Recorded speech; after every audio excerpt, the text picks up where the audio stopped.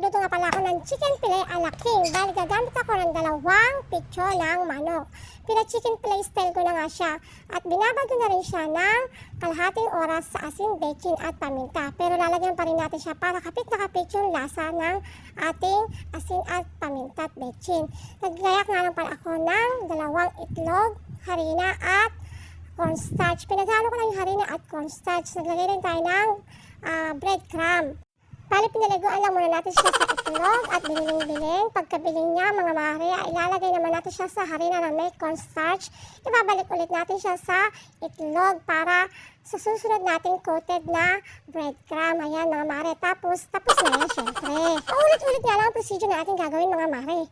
Paliliguan sa itlog, popolvo ng harina at cornstarch, paliliguan ulit sa itlog, at naman pabalot natin sa breadcrumb. At pagkatapos tapos na, mga mare. Bali pa ulit-ulit nga lang, mga mare. Bali tatlong chicken fillet nga lang muna ang aking niluto. Mas masarap kasi dyan yung bagong luto. Kaya mamaya hapon na magluluto na ulit ako ng panibagong chicken fillet. Siguro, mga mare, nagtataka kayo bakit walang timpla yung ating pang breadings. Oo, mga mare, hindi ko na siya tinimplahan dahil baka ma-over siya sa alat or sa timpla. Kasi nga ibinabad ko na siya ng kalahating oras asin, bechin at paminta. Subukan nyo, mga mare, at sinasabi ko sa inyo talagang lasang-lasa, nanunood sa loob ng laman yung timpla ng ating pagkakababad, kaya hindi na natin kailangan timplahan itong breadings. Pero nasa sa inyo pa rin, mga mare, choices nyo pa rin nyo kung gusto nyo timplahan. Yung sa akin kasing coated na ginawa ko ay manipis lang. Pero kakapalan nyo yung breading siya o yung coated ng inyong chicken fillet, mas maganda nga itimplahan ninyo. First time ko nga lang gumawa, mga mare, ng chicken fillet a la king dahil ang sauce niya ay iba ang timplada kaysa sa mga gravy. After ko nga makoted yung ating chicken fillet ay naglagay na ako ng mantika sa kawali at pinainit ko siya.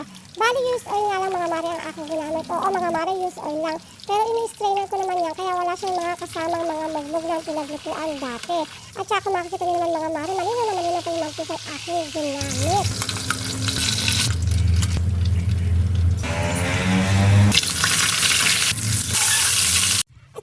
Maluto yung ating chicken fillet, ay inipisan ko na lutuin yung kanyang sauce or kanyang gravy. Nagtunaw lang ako ng butter, mga mare.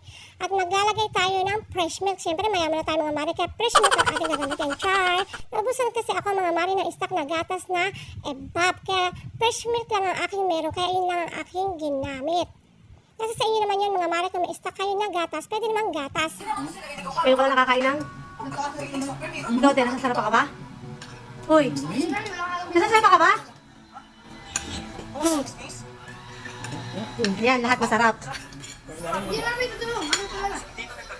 Siyempre, timplado eh. Pag nagluluto ng ganyan, kahit hindi timplado yung breadings niya, basta yung manok, binabad mo sa asin. Kailangan niyang marinated sa asin at bechin. Nakikita niyo nga, sarap na sarap yung aking panganay, mga mare. At yun lang, thank you for watching!